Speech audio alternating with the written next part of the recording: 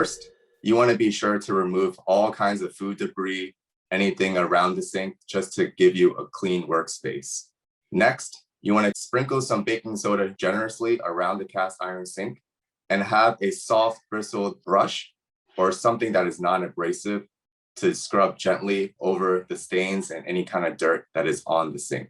After that, you can rinse off with warm water. You can repeat these steps if necessary until you get your desired result. Once that's done, you want to do a final check through to make sure that there aren't any scratches or any stains left.